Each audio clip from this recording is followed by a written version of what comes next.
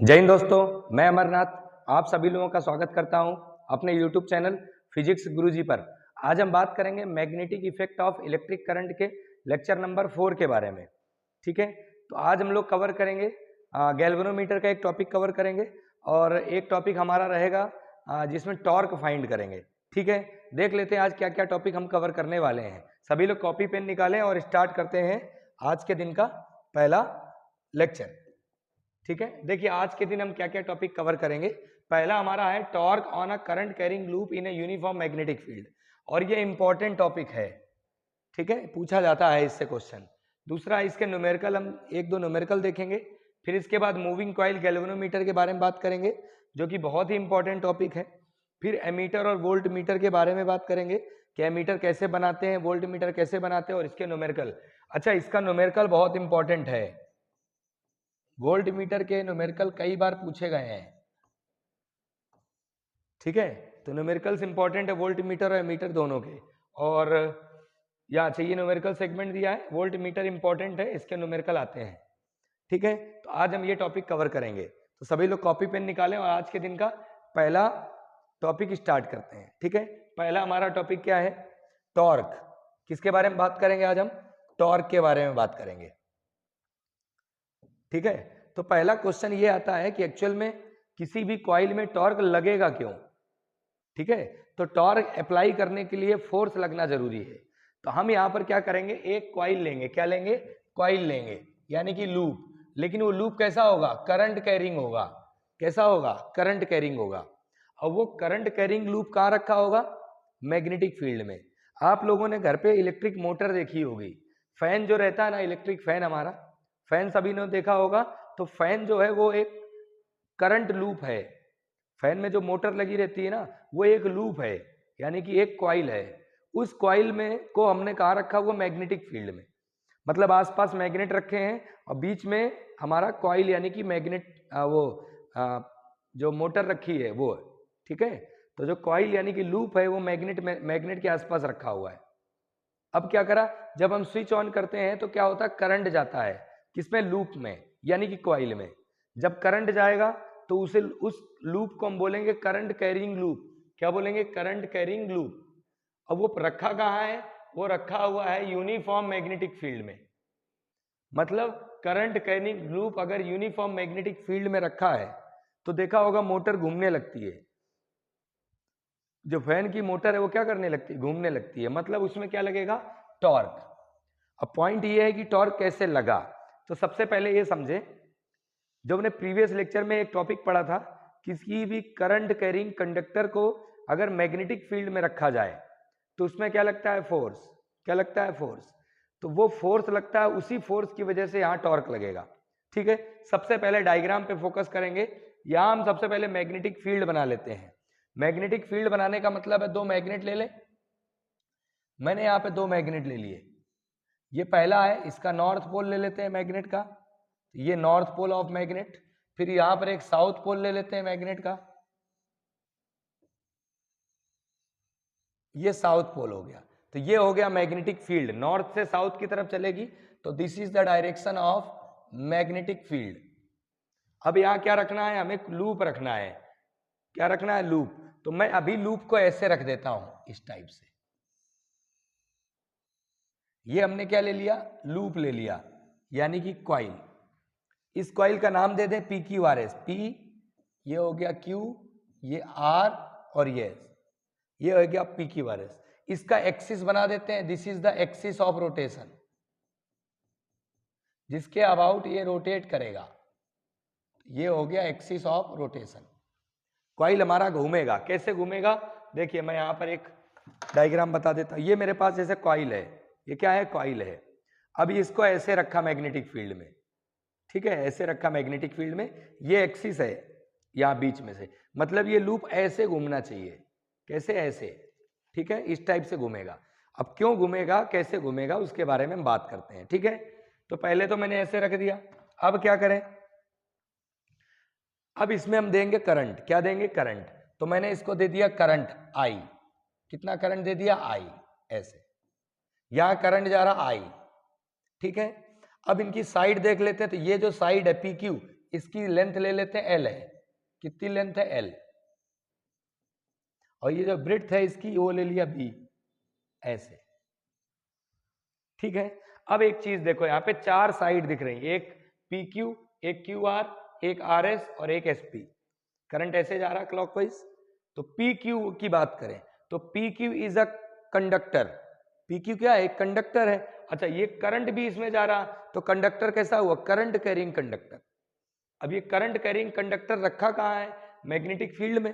तो आपको पता होगा कि करंट कैरिंग कंडक्टर में को अगर मैग्नेटिक फील्ड में रखते हैं तो फॉर्मूला लगता था I B L sine theta.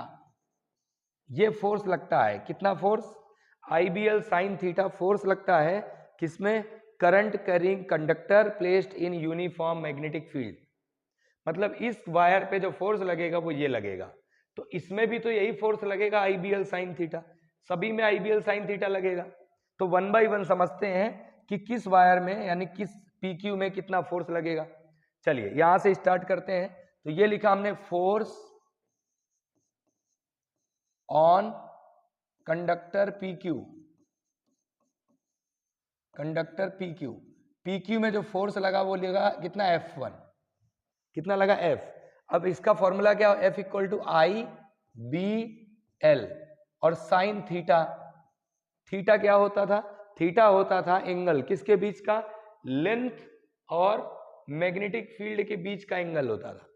तो लेंथ एलिमेंट तो ऊपर की तरफ जा रहा, करंट की डायरेक्शन वाला, मैग्नेटिक फील्ड राइट साइड जा रहा। मैग्नेटिक फील्ड ऐसे जा रहा, वायर में करंट ऐसे जा रहा, दोनों क्या हो गए? 90 डिग्री परपेंडिकुलर ऐसे। भाई मैग्नेटिक फील्ड ऐसे, वायर में करंट ऐसे, तो L और B के बीच एंगल कितना हुआ? 90। तो यहाँ साइन 90 आएगा जिसकी वैल्यू हो जाएगी 1। मतलब फोर्स F1 की वैल्यू क्या आ गई? फोर्स F1 की वैल्यू क्या आ गई? आई बी एल। अब बात करेंगे फोर्स की डायरेक्शन की, कि फोर्स तो लग रहा है इतना, लेकिन डायरेक्शन क्या है फोर्स की? तो फोर्स की डायरेक्शन फाइंड करने के लिए हम फ्लेमिंग लेफ्ट हैंड का यूज करते थे। किसका यूज करते थे? फ्लेमिंग लेफ्ट हैंड का। तो यहाँ ये फ्लेमिंग लेफ्ट हैंड रूल है, इसका यूज करके देख लेते हैं। तो ये होता है F, ये होता है B और ये होता है I।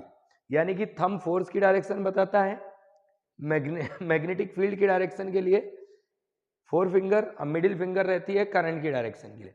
F B I रख के देखो, B तो इधर ही जा रहा राइट साइड, B किधर जा रहा है? इधर। तो B की डायरेक्शन में तो फोर फिंगर रख दिया, ठीक है। और ये क्या मिडिल फिंगर किधर करनी है? करंट की डायरेक्शन में। करंट किधर जा रहा? ऊपर, तो करंट को ऊपर रख दिया ऐसे।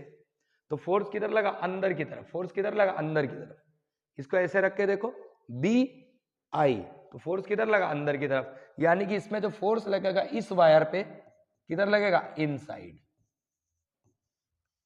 मतलब अगर मैं बात करूं कॉइल की, तो कॉइल हमारे पास ऐसे है, इसमें जो फोर्स लग रहा है किधर लग रहा है? अंदर की तरफ, इधर अंदर की तरफ। तो कॉमन सी बात, अगर इसमें फोर्स अंदर लग रहा है तो इसमें फोर्स बाहर ही लगेगा। क्यों?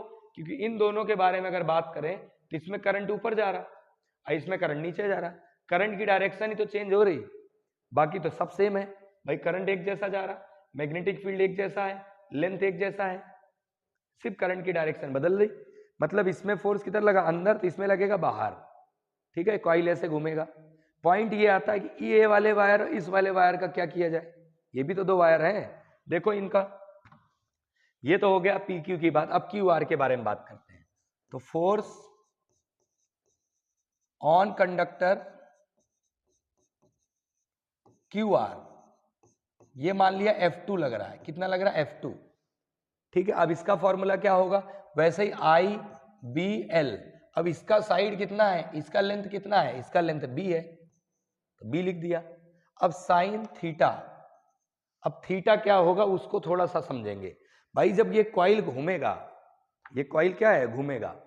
ये अभी देखो ऐसे रखा है, मैग्नेटिक फील्ड की डायरेक्शन ये है, वायर की डायरेक्शन भी सेम है, डायरेक्शन ऑफ मैग्नेटिक फील्ड में, फील्ड की डायरेक्शन में ये। लेकिन जब ये कॉइल थोड़ा सा घूमेगा तो इसका जो एंगल है ये ऐसे जा रहा, एल कैसे जा रहा है? ऐसे, इधर। अब मैग्नेटिक फील्ड किधर? इधर। तो इनके बीच में क्या बनेगा? एंगल बनेगा। ध्यान से समझे, लेंथ किधर जा रहा? इधर, और मैग्नेटिक फील्ड किधर? इधर। तो लेंथ और मैग्नेटिक फील्ड के बीच में एक एंगल बनेगा। कितना बनेगा? मान लेते हैं एंगल थीटा बना। कितना बना? थीटा। तो यहां लिख लिया हमने साइन थीटा। या अल्फा ले लो, अल्फा ले लो ज्यादा बेटर है, या अल्फा ले लेता हूं। अल्फा किसके बीच का एंगल हुआ? साइड एल और मैग्नेटिक फील्ड के बीच का एंगल। ठीक है, ये हो गया। अब डायरेक्शन ऑफ फोर्स क्या होगी? तो फोर्स की डायरेक्शन क्या होगी? एफ बी आई से लगाओ, एफ बी आई। तो बी किधर है? इधर। आई किधर है? इधर जा रहा। तो इसको थोड़ा ऐसे कर दो, चाहे ऐसे रखो चाहे ऐसे रखो, चाहे इनको घुमा दो, कुछ भी करो भाई, ये दोनों फिंगर कैसे भी करो, फील्ड तो इधर ही जा रहा, मैग्नेटिक फील्ड। और वायर में करंट ऐसे जा रहा या ऐसे जा रहा, फोर्स तो ऊपर ही लगना है ना। ये वायर में करंट ऐसे भी जाएगा तब भी फोर्स ऊपर ही लगेगा। फोर्स किधर लगेगा? ऊपर, यानी कि अपवर्ड। तो डायरेक्शन ऑफ फोर्स क्या हो गया? अपवर्ड। ठीक है, अभी जो मैं बता रहा हूं इसका डायरेक्शन अगर बना है तो ये कॉइल हमारी थोड़ी ऐसी हो गई,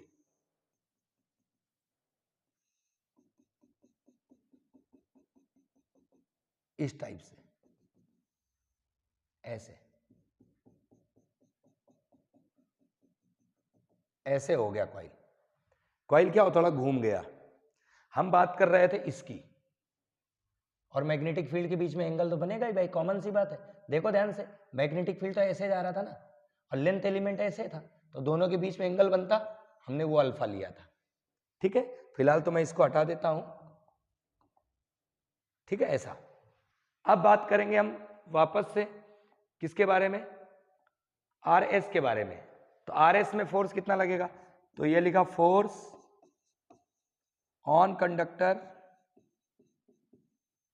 आर एस कितना लगेगा? F3। कितना आएगा? वैसे ही आई बी एल, जैसा F1 था PQ में जितना फोर्स लगा उतना RS में लगेगा, same but direction opposite. Inside की जगह ये हो जाएगा आउटसाइड। इसमें इनसाइड लग रहा था, इसमें आउटसाइड लगेगा। ठीक है, ऐसे ही लास्ट में आ जाओ, force on conductor SP। SP के बारे में बात करें तो ये लगा F4। जितना इसमें फोर्स लगेगा ऊपर वाले में उतना नीचे वाले में भी लगेगा। ठीक है, कितना? आई बी बी साइन अल्फा। ये किधर लगेगा? ये अपवर्ड लग रहा था तो ये डाउनवर्ड लगेगा। भाई अपोजिट क्यों कर रहे हैं? क्योंकि डायरेक्शन ऑफ करंट बदल रहा है। डायरेक्शन ऑफ करंट अपोजिट हुआ ना, इसमें करंट ऐसे जा रहा था, इसमें करंट इधर आ रहा, सिर्फ करंट का डायरेक्शन बदल रहा है, इसलिए फोर्स का डायरेक्शन अपोजिट हो जाएगा। अब अगर देखा जाए तो नेट फोर्स कितना लग रहा? कॉइल पे 0। क्यों? देखो, ये फोर्स किधर लगा? अंदर की तरफ, ये अंदर की तरफ। ये किधर लगा? बाहर की तरफ। एक ऊपर लग रहा है, एक नीचे, तो सभी अपोजिट ही है ना। ये जितना लगेगा उतना नीचे लगेगा, तो ये प्लस माइनस कैंसिल होगा एक तरह के। मान लो ये 10 न्यूटन, ये भी 10 न्यूटन, तो कॉइल ना तो इधर जा रहा ना इधर, ये 10 न्यूटन ये 10 न्यूटन, तो टोटल नेट फोर्स कितना लग रहा? 0। तो नेट फोर्स अगर कभी पूछे,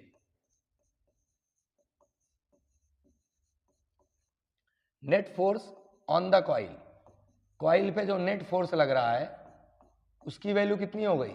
0। लेकिन ये कॉइल हमारा घूमेगा। घूमेगा क्यों? उसके बारे में बात करते हैं। देखो, ये हमारा है ऐसा कॉइल। अब ये फोर्स ऊपर लग रहा मान लो 10 न्यूटन का, और ये लग रहा नीचे 10 न्यूटन का, तो ये ना तो ऊपर ले जाएगा कॉइल को ना तो नीचे, ये तो एक ही जगह रहेगा। भाई 10 न्यूटन ऊपर 10 न्यूटन नीचे, तो बॉडी थोड़ी ना घूमेगी। लेकिन इसके बारे में बात करें, इनवर्ड लग रहा है हमारा 10 न्यूटन और आउटवर्ड भी 10, तो ये तो घुमाएगा, ये तो घुमाएगा 10 न्यूटन ऐसे, ये तो टॉर्क लगाएगा। तो टॉर्क इनकी वजह से लगेगा, F1 और F3 की वजह से। तो टॉर्क कितना लगेगा वो देख लेते हैं। तो टॉर्क के बारे में बात करें तो ये लिखा torque on the coil, on the coil कितना लगा? टॉर्क का फॉर्मूला लगा दो, क्या होता है? फोर्स इनटू परपेंडिकुलर डिस्टेंस, यही होता है formula, force into perpendicular distance between two forces. Force into perpendicular distance, तो फोर्स तो पता है जिसकी वजह से घूमेगा, रोटेशन होगा, वो फोर्स तो पता है IBL लग रहा। लेकिन परपेंडिकुलर डिस्टेंस क्या होगी? तो ध्यान से देखें, परपेंडिकुलर डिस्टेंस किसके? दो फोर्स के बीच में, एक इधर एक इधर। तो देखो, ये वाली साइड है, एक फोर्स अंदर लग रहा है, ये वाली साइड में अंदर लग रहा, इसमें बाहर लग रहा। तो इसके लिए एक डायग्राम बनाते हैं कुछ ऐसा। देखो, ये वाली साइड बना दी हमने ऐसे। अब इसमें फोर्स किधर लग रहा? अंदर की तरफ, इधर एक साइड में फोर्स किधर लग रहा है, बाहर की तरफ। यही कॉइल है, फोर्स एक अंदर की तरफ एक बाहर की तरफ, ठीक है, तब ये घूमेगा। तो इन दोनों के बीच की जो परपेंडिकुलर डिस्टेंस है वो ये होगी, ये वाली, यहां से इसको मिला दो, ये वाली जो डिस्टेंस है परपेंडिकुलर है, ये क्या था, नाम लिख लेते हैं, ये पी क्यू, क्यू और आर, ये हो गया क्यू और ये हो गया आर, इनके बीच का लेंथ क्या था, बी, ये F1 और ये F3, इसका नाम दे दो टी, ठीक है। तो ये हो गया एक अंदर की तरफ फोर्स, भाई ऊपर वाली साइड दिखा रहे हैं, ऐसे कॉइल है पूरा, हमने सिर्फ ये वाले, ये कॉइल है पूरा, हम सिर्फ ये साइड दिखा रहे हैं, एक अंदर की तरफ फोर्स एक बाहर की तरफ, तो ये वाली साइड के बारे में बात कर रहे हैं, ठीक है। अब क्या करें, अब देखो यहां पर इसका नाम टी आर दे दिया, इसका नाम दे देना परपेंडिकुलर डिस्टेंस टी आर हो गई, ठीक है। अब हम बात करेंगे यहां पर एक थोड़ा सा नया टर्म आएगा, थोड़ा सा नया आएगा, जो हम बात करेंगे एरिया वेक्टर के बारे में। किसके बारे में, एरिया वेक्टर के बारे में। तो एरिया वेक्टर जो होता है ना वो सरफेस से परपेंडिकुलर होता है, कॉइल अगर ऐसे रखा है ना तो एरिया वेक्टर ऐसे जाएगा, ठीक है, मैग्नेटिक फील्ड ऐसे था, लेकिन अभी ये घूम गया तो एरिया वेक्टर किधर हो गया, इधर, और मैग्नेटिक फील्ड तो वैसे ही जा रहा, तो एरिया वेक्टर और मैग्नेटिक फील्ड के बीच का एंगल जो है वो थीटा ले लिया, क्या ले लिया, थीटा। थीटा क्या है, एरिया वेक्टर और मैग्नेटिक फील्ड के बीच का एंगल। एरिया वेक्टर का जो डायरेक्शन होता है ना वही डायरेक्शन होता है मैग्नेटिक डायपोल मोमेंट का। ये मैग्नेटिक डायपोल मोमेंट क्या है वो नया है थोड़ा सा। देखो ये लूप है, इस लूप में करंट जा रहा है, तो जब लूप में करंट जाता है तो वो करंट कैरिंग लूप बनता है। तो लूप में जब करंट जाएगा तो दो तरह से जाएगा, जैसे मान लो करंट ऐसे जा रहा, तो ये करंट कैसे जा रहा, मेरे साइड से अगर मैं देखूंगा तो ये डायरेक्शन है इसका कैसा, एंटी क्लॉकवाइज, और आपकी तरफ से कैसा दिखेगा, क्लॉकवाइज, ठीक है। यानी कि किसी भी लूप में अगर करंट जाएगा तो दो पोल बनेंगे, मतलब करंट कैरिंग लूप डायपोल जैसा काम करेगा। अब वो डायपोल कैसा होगा, मैग्नेटिक डायपोल, क्योंकि मैग्नेट के दो पोल बन रहे हैं, नॉर्थ और साउथ, ठीक है। तो यहां पर ये बनेगा डायपोल, और डायपोल जब बनेगा तो उसका होगा डायपोल मोमेंट का डायरेक्शन। तो डायपोल मोमेंट का जो डायरेक्शन होता है वो एरिया वेक्टर की डायरेक्शन लेते हैं। तो यहाँ एक एंगल आएगा थीटा बोलेंगे, वो थीटा होगा ऐसा, यहां पर ये होगा थीटा, ठीक है। थीटा एंगल है, एरिया वेक्टर और मैग्नेटिक फील्ड के बीच का एंगल है, वो हमने थीटा लिया है, ठीक है। तो अब मैं परपेंडिकुलर डिस्टेंस निकाल लेता हूं यहां से, कैसे निकालूं, तो इस ट्रायंगल में, in triangle T Q R, मुझे परपेंडिकुलर डिस्टेंस चाहिए, यानी कि टी आर की वैल्यू, मैं क्या करूं, साइन थीटा लगा देता हूं। तो साइन थीटा क्या होगा, परपेंडिकुलर यानी कि टी आर अपॉन हाइपोटेनस यानी कि क्यू आर, परपेंडिकुलर एंगल के सामने, देखो ये हो गया एंगल के सामने वाला परपेंडिकुलर, 90 डिग्री के सामने वाला हाइपोटेनस, तो टी आर की वैल्यू आ गई। क्यू आर को क्या लिख रहे हैं, बी, ये आ गया बी साइन थीटा, इसको रख दो। तो टॉर्क का फॉर्मूला क्या आया, torque equal to force, force कितना लग रहा था, आई बी एल, और परपेंडिकुलर डिस्टेंस क्या आ गई, बी साइन थीटा, ठीक है। अब यहां पर देखें तो टॉर्क को टॉर्क लिखा, आई को आई लिखा, बी को बी लिखा, एल इंटू बी को क्या लिखते हैं, एरिया, कॉइल का एरिया, और साइन थीटा को क्या लिखा, साइन थीटा। ये आ गया हमारा formula, tau equal to I B A sine theta, ठीक है। अगर एक कंडीशन समझो, अगर मैं मान लू ऐसा, ये डेरिवेशन हो गया हमारा, है ना, लेकिन एक कंडीशन है, अगर मान लो लूप जो है वो एक नहीं है, दो है या तीन है, तो जितने ज्यादा लूप होंगे टॉर्क उतना लगेगा। तो यहां एक कंडीशन है, if number of loop is an, अगर नंबर ऑफ लूप एन है तब टॉर्क का फॉर्मूला होगा, एन का मल्टीप्लाई हो जाएगा तो B I N A sine theta, इसको हम बीना बोल देते हैं, याद करने के लिए बीना बोलते हैं, बीना साइन थीटा, ठीक है। ये हमारा फॉर्मूला है। इसका वेक्टर फॉर्म देखें तो इसको ऐसे लिख सकते हैं, tau equal to M cross B, पहले मैं ऐसे लिख देता हूं, वेक्टर फॉर्म लिखता हूं, पहले इसको ऐसे लिख देता हूं, देखो current number of turn into A, इसको बोलते हैं मैग्नेटिक डायपोल मोमेंट। बी को बी लिखा, साइन थीटा को साइन थीटा लिखा, ऐसे। NIA जो है ना, इसे बोलते हैं मैग्नेटिक डायपोल मोमेंट। क्या बोलते हैं? Magnetic dipole moment. Capital M से डिनोट करेंगे, लिखेंगे NIA।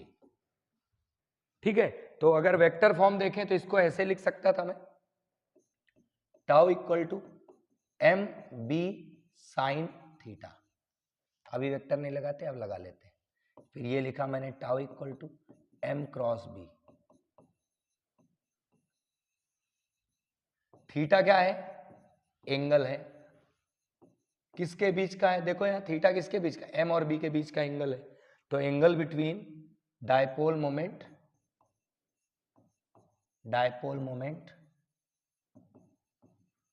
एंड मैग्नेटिक फील्ड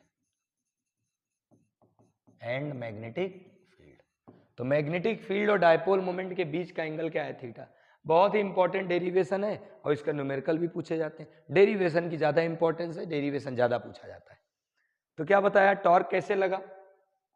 तो टॉर्क का formula I A B sine theta. लगा कैसे? अगर प्रैक्टिकली बात करें तो ये ऐसे लगा भाई, ये कॉइल है, करंट जा रहा है, इसमें जितना फोर्स ऊपर लग रहा है इसमें उतना फोर्स नीचे लग रहा है। डायरेक्ट थ्योरी में भी लिख सकते थे। ये जो कैलकुलेशन करी ना, ये वाली कैलकुलेशन नहीं करोगे तब भी बन जाता है ना। तो ये देखो डायग्राम, इसमें फोर्स ऊपर लगा, इसमें फोर्स नीचे लगा, इसमें अंदर इसमें बाहर, तो भाई ये तो घुमाएगा ना। ये दोनों फोर्स एक दूसरे को कैंसिल करेंगे, कोलिनियर फोर्स है ना, एक्सिस के अलोंग, इसलिए एक दूसरे को ये दोनों फोर्स कैंसिल करते हैं। F2 और F, ये कौन सा F1, ये F2 था, ये F1, ये F1 था, ये F2। तो F2 और F4 एक दूसरे को कैंसिल करते हैं, F1 और F3 की वजह से रोटेशन होता है। ठीक है, तो ये हमारा कंप्लीट हो गया। आप लोग इसको नोट कर लो, यहां भी देख लो, इसको नोट कर लो, मैं देख लेता हूं आगे, एक बार चेक कर लेता हूं कैसा दिख रहा बोर्ड। सही है, मुझे लगता है कोई आया हुआ है, मैं एक बार चेक कर लेता हूं, आप इसको नोट कर लो आराम से, है ना। ठीक है, मैं एक बार देख लेता हूं।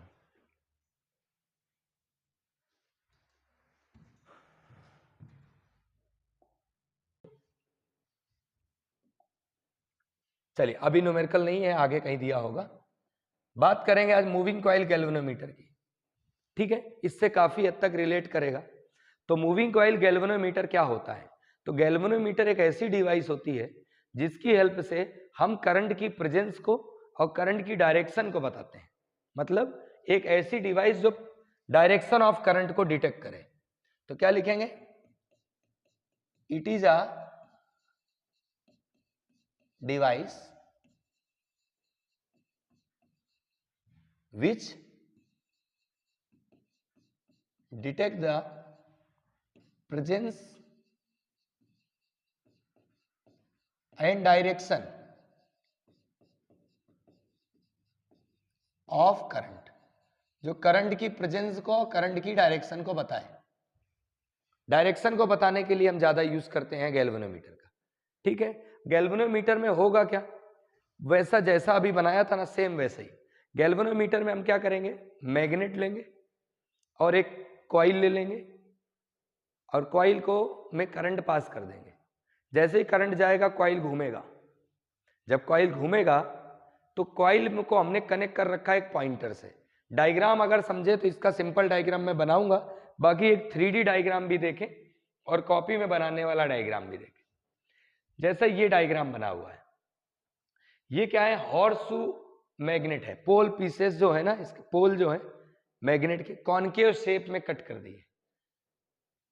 हॉर्सशू मैग्नेट जैसा होता है ना, वैसे ही हमने बस इसमें मैग्नेट को क्या करा? कॉनकेव शेप में कट कर दिया और ये कॉइल रख दिया। कॉइल को हमने क्या करा? हेयर स्प्रिंग से कनेक्ट कर देते हैं। काम बताऊंगा हेयर स्प्रिंग का क्या है। और इसको एक पॉइंटर कनेक्ट कर देते हैं। यहां एक पॉइंटर लगा हुआ है, ब्लैक कलर का इसलिए नहीं दिख रहा, ये पॉइंटर कनेक्ट है। ये पॉइंटर क्या करता है? करंट की डायरेक्शन बताता है। करंट राइट साइड जा रहा है कि लेफ्ट साइड जा रहा है। जिधर पॉइंटर जाएगा करंट की डायरेक्शन बताएगा। तो ये हमारा एक समझने के लिए 3D डायग्राम है। नॉर्मली हम कॉपी में जो बनाएंगे वो ऐसा बनाएंगे। ठीक है, तो ये डायग्राम बनाते हैं, कैसे काम करेगा वही बताते हैं, ठीक है। चलिए यहां देखिए, सबसे पहले मैं यहां क्या करता हूं, डायग्राम बनाता हूं। डायग्राम में क्या करेंगे, पहले मैं यहां पे मैग्नेट ले लेता हूं, कॉनकेव शेप के मैग्नेट लेने हैं। कॉनकेव शेप के मैग्नेट क्यों लेते हैं वही बताते हैं ना। तो पहले मैंने क्या किया, यहां पे मैग्नेट ले लिए, एक नॉर्थ एक साउथ, ऐसा कॉनकेव शेप में मैग्नेट कट किए हैं मैंने, ठीक है। कॉनकेव शेप में मैग्नेट कट करने से क्या होता है, जो मैग्नेटिक फील्ड की डायरेक्शन है वो जो भी कॉइल रखेंगे उसके सेंटर की तरफ जाएगा। तो यहां पहले कॉइल बना देते हैं एक, ऐसा सर्कुलर कॉइल बनाएंगे, है ना। ये सेंटर हो गया इसका। यहां पर मैंने एक सिलेंडर रखा है, ये सिलेंडर है ना,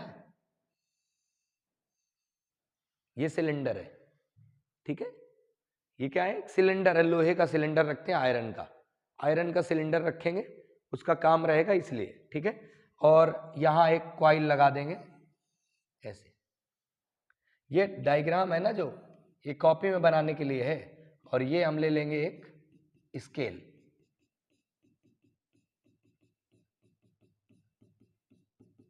ऐसे करके स्केल बना देना है, ऐसा। और इसको हम कनेक्ट कर देते हैं with the help of pointer, ये पॉइंटर है, ये स्केल है, ये मैग्नेट है,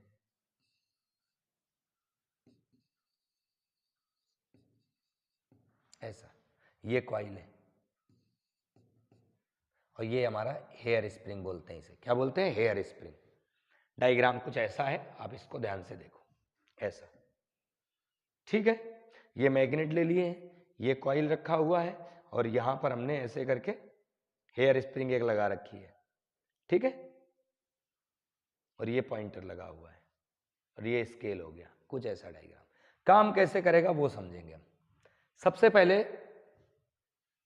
क्या करा हमने, एक कॉइल को मैग्नेटिक फील्ड में रखा, कॉइल को क्या रखा, मैग्नेटिक फील्ड में। अब लैंग्वेज भी लिखेंगे इसकी। कॉइल को क्या करते हैं हम लोग, कॉपर का कॉइल रहेगा, कॉपर वायर, हम एल्यूमिनियम का फ्रेम लेते हैं, उस एल्यूमिनियम के फ्रेम के ऊपर कॉइल करते हैं। ऐसा मान लो एल्यूमिनियम फ्रेम ले लिया, किसका फ्रेम ले लिया, एल्यूमिनियम का, और इसके ऊपर कॉइल करते हैं ऐसे, ऐसे। तो एल्यूमिनियम के फ्रेम के ऊपर हम कॉइल कर देते हैं। एल्यूमिनियम इसलिए लेते हैं क्योंकि हल्का रहता है, ताकि कॉइल भारी ना हो, ठीक है।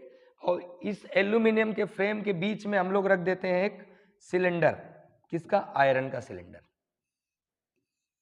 ऐसा।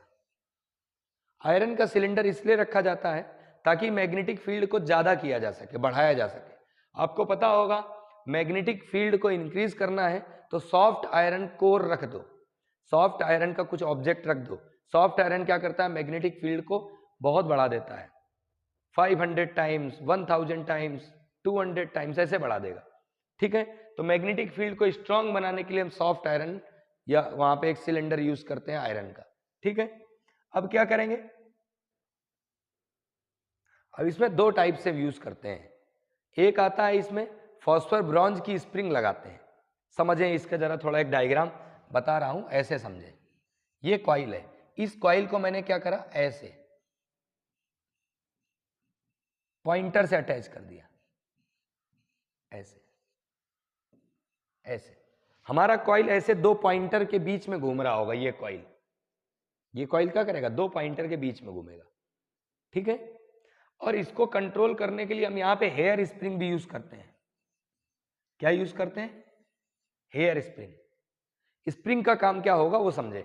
जैसे मेरे पास एक कॉइल है, ऐसा कॉइल है, ये कॉइल है, इसको मैं यहां पे एक पॉइंटर लगाता हूं, एक यहां पे, ऐसे। अगर मैं इसमें करंट पास कराऊं और मैग्नेटिक फील्ड में रखा है, तो जैसे करंट जाएगा ये घूमना शुरू करेगा, टॉर्क लगेगा इसमें, torque acting on a current carrying loop B I N A sine theta. तो इसमें टॉर्क लगा, ये घूमने लगा। अब ये घूम तो गया, ये वापस भी तो इसको वहीं लाना है जहां से जैसे स्टार्टिंग पोजीशन में था वैसे वापस भी लाना है। तो हमने क्या करा, ऊपर इसको हेयर स्प्रिंग भी लगा रखी है जो इसके मोशन को कंट्रोल में रखेगा। जैसे ही करंट जाना बंद होगा, जैसे घूम के यहां गया ऐसे, अब जैसे ही करंट जाना बंद, ये वापस स्प्रिंग इसको उसी पोजीशन पे ले आएगी। स्प्रिंग क्या करेगी, इसको उसी पोजीशन पे ले आएगी, ठीक है, तो स्प्रिंग का काम क्या है, इसको रीस्टोर करना ओरिजिनल पोजीशन पे। ठीक है, तो ये दो टॉर्क लगेंगे यहां पर। सबसे पहले हम यहां पे इसका वर्किंग प्रिंसिपल लिख लेते हैं कि इसका वर्किंग प्रिंसिपल क्या है।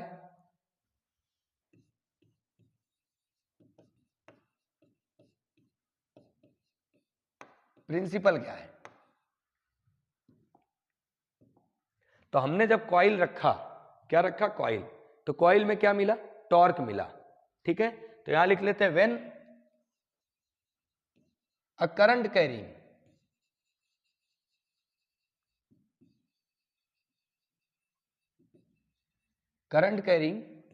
coil is placed in uniform magnetic field। अच्छा, बहुत पूछा जाता है ये, ध्यान रखेंगे ना, ये सीबीएसई में बहुत पूछा जाता है, इंपॉर्टेंट की लिस्ट में है। तो when a current carrying coil is placed in uniform magnetic field, then a current dependent torque, इसमें क्या लगेगा, एक टॉर्क लगेगा जो करंट पे डिपेंड करेगा। Then a current dependent torque is acting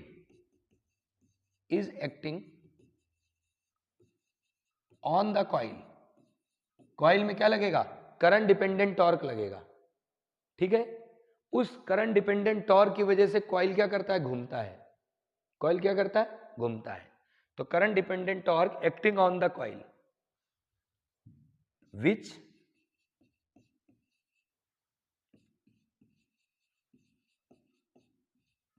produces the angular deflection, जो कि एंगुलर डेफ्लेक्शन प्रोड्यूस करेगा, मतलब घूमेगा, एंगुलर डेफ्लेक्शन, जिसकी वजह से एंगुलर डेफ्लेक्शन मतलब एंगल, मतलब हमें कॉइल घूमेगा। ठीक है, तो ये हमारा है वर्किंग प्रिंसिपल। ठीक है, अब आते हैं इसके डेरिवेशन वाले सेगमेंट में। तो जब करंट जाएगा कॉइल में तो इसमें क्या लगेगा, टॉर्क, तो उसके बारे में बात करते हैं। तो यहां लिखते हैं व्हेन करंट इज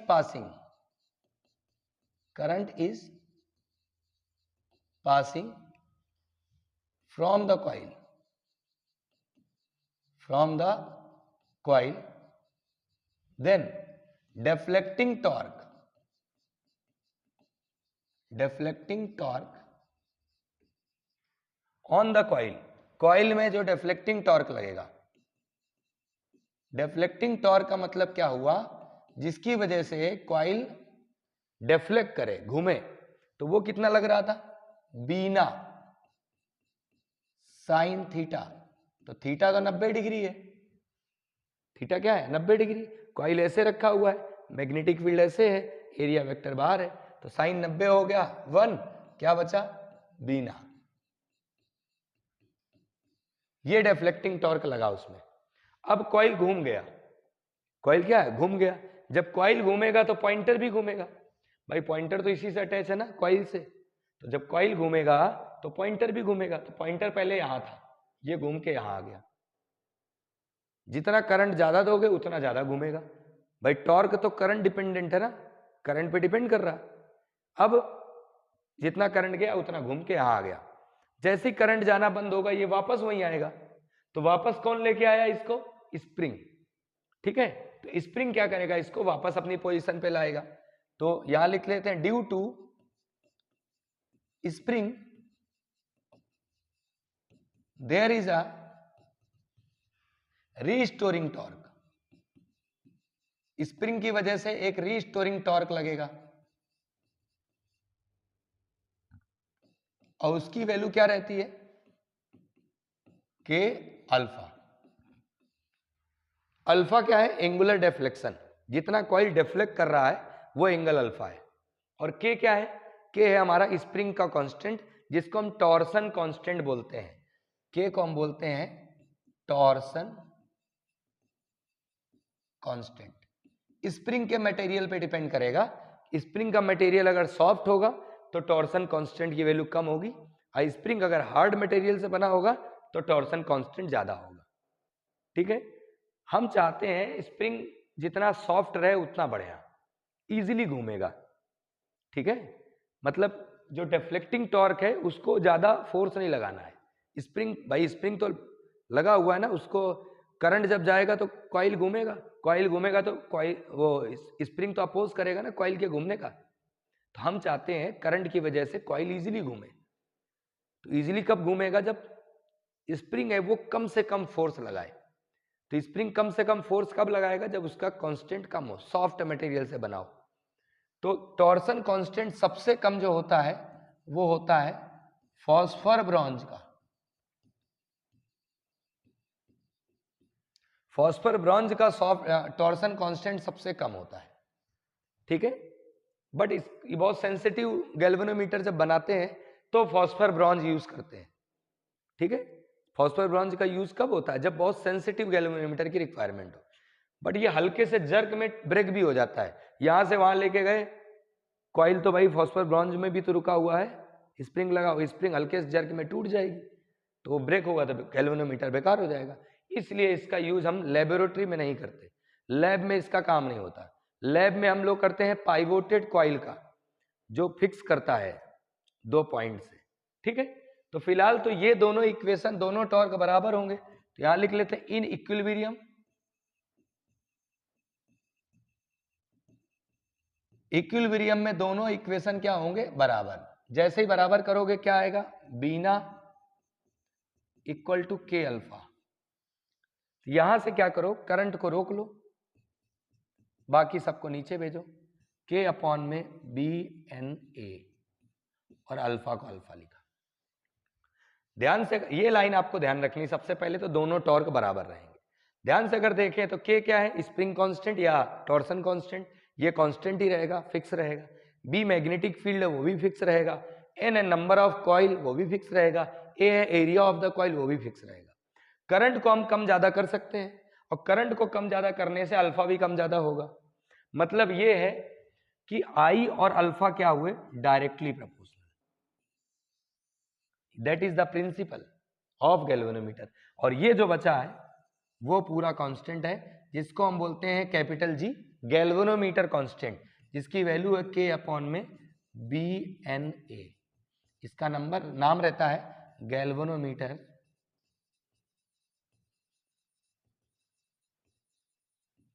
कांस्टेंट। क्या नाम रहता है? Galvanometer constant. तो ये हमारा है principle of galvanometer. Current is directly proportional to angle alpha, यानी कि जो भी थीटा अल्फा लेना चाहो, जितना ज्यादा करंट दोगे उतना ज्यादा डिफ्लेक्शन प्रोड्यूस होगा, ठीक है। तो ये हमारा है गैल्वेनोमीटर के बारे में। इसमें एक दो कॉन्सेप्चुअल क्वेश्चन आते हैं, जैसे कि हमने कॉन्केव शेप में क्यों कट किया? तो कॉन्केव शेप में कट करने का रीजन क्या है? तो कॉन्केव शेप क्या करता है? रेडियल मैग्नेटिक फील्ड बनाता है। कैसी मैग्नेटिक फील्ड बनाता है? रेडियल। रेडियल मैग्नेटिक फील्ड क्या? टूवर्ड्स द सेंटर लगेगा। किधर लगेगा? Towards the centre of the coil. मतलब जो फोर्स लगेगा, टॉर्क लगेगा, वो टूवर्ड्स द सेंटर लगेगा, ऐसे। मतलब अगर ध्यान से देखें तो ऐसा बोल सकते हैं कि ये ऐसे करके सेंटर से होते हुए फोर्स लगाएगा, ये ऐसे करके सेंटर से होते हुए फोर्स लगाएगा, ये सेंटर से होते हुए फोर्स लगाएगा, सेंटर से होते हुए फोर्स लगाएगा, इस टाइप से। उस समय मैक्सिमम फोर्स लगता है। तो इसे बोलते हैं radial magnetic field. It is used when the magnet are cut in concave shape and it is acting towards the center of the coil। किधर लगेगा? towards the center of the coil। मैं diagram में ये चीजें हटा देता हूं, आप लोग पहले वाला डायग्राम ध्यान रखें, इसको बना रहने देंगे इतना, ठीक है। तो ये रेडियल मैग्नेटिक फील्ड का यूज। दूसरा, सिलेंडर हमने क्यों रखा था? मैग्नेटिक फील्ड को इंक्रीज कराने के लिए, ठीक है। तो ये दो क्वेश्चन कभी कभी पूछे जाते हैं, इसलिए उसका ध्यान रखेंगे। बाकी वर्किंग मैंने जो बताई उसके हिसाब से आप लैंग्वेज लिख लेना। आप इसको आराम से नोट कर लो, मैं एक बार बोर्ड चेक कर लेता हूं, ठीक है। सारी चीजें सही दिख रही, ये भी देख ले। ये डायग्राम, ये 3D डायग्राम है, ये बना सकते हो, वही डायग्राम मैंने बनाया है जैसा बन पाया है, और ये उसका डेरिवेशन है, ठीक है। देख लो, इसको भी नोट कर लो आराम से आप, ठीक है। अब बात करते हैं इसके आगे, ठीक है। अब बात करेंगे सेंसिटिविटी ऑफ गैल्वेनोमीटर की। गैल्वेनोमीटर कितना सेंसिटिव होगा, कैसे होगा, वो जानेंगे। सबसे पहले ये जानो कि गैल्वेनोमीटर बहुत इंपॉर्टेंट है। आपसे पूछा जाता है गैल्वेनोमीटर का डायग्राम, उसका वर्किंग प्रिंसिपल, उसका डेरिवेशन, और 2 क्वेश्चन मैंने जो कॉन्सेप्चुअल बताया वो ज्यादा पूछे जाते हैं कि रेडियल मैग्नेटिक फील्ड क्यों बनाई जाती है, या मैग्नेट को कॉनकेव शेप में क्यों कट किया जाता है, पहला ये। दूसरा, सॉफ्ट आयरन सिलेंडर क्यों रखते हैं गैल्वेनोमीटर के अंदर, ठीक है। तो मैंने उनके आंसर बता दिए हैं, आप इस क्वेश्चन को ध्यान रखें। अब बताएंगे सेंसिटिविटी ऑफ गैल्वेनोमीटर। गैल्वेनोमीटर की सेंसिटिविटी क्या होती है? तो भाई सीधी सी बात है, सेंसिटिविटी बढ़ाने से गैल्वेनोमीटर मिनिमम करंट को डिटेक्ट करेगा, ठीक। क्या करेगा? करंट को मिनिमम, मतलब बहुत ही छोटी छोटी करंट को भी डिटेक्ट करेगा, ठीक है। तो बेसिकली सेंसिटिविटी 2 टाइप की रहेंगी, एक रहेगी करंट सेंसिटिविटी, एक वोल्टेज सेंसिटिविटी, ठीक है। इसका पहले स्टेटमेंट लिख लेते हैं। सेंसिटिविटी ऑफ गैल्वेनोमीटर क्या है? To detect a very small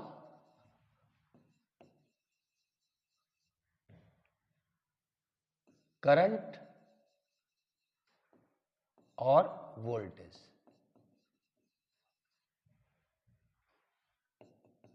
is known as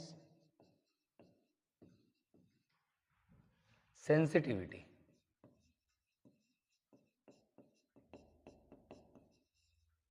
of galvanometer। इसे क्या बोलेंगे? गैल्वेनोमीटर की सेंसिटिविटी। अब ये बेसिकली कितने टाइप का? 2 टाइप का। यहां देखें, एक ही फ्लो चार्ट में समझ में आ जाएगा।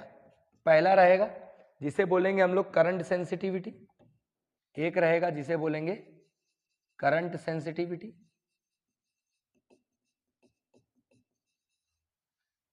और एक रहेगा जिसे बोलेंगे हम वोल्टेज सेंसिटिविटी। सेकंड जो है ये क्या आएगा? Voltage sensitivity.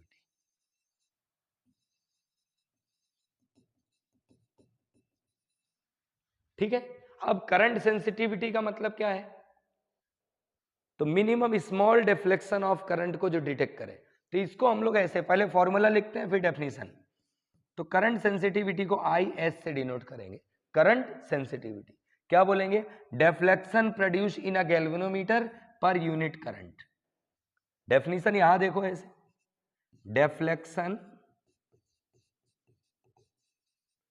Produced in a galvanometer per unit current, per unit current. Minimum current को जो डिटेक्ट कर ले, ठीक है। अब अल्फा अपॉन आई को क्या लिखते हैं? तो अभी थोड़ी देर पहले याद करो, हमने लिखा था B I N A equal to K alpha. इसको तो याद ही रखना है। तो अगर मैं यहां से अल्फा अपॉन आई निकालू, अल्फा ये है, आई ये है, नीचे ले जाओ, तो क्या आता? बी एन ए अपॉन में के। क्या आता? बी एन ए अपॉन में के। आता कि नहीं आता?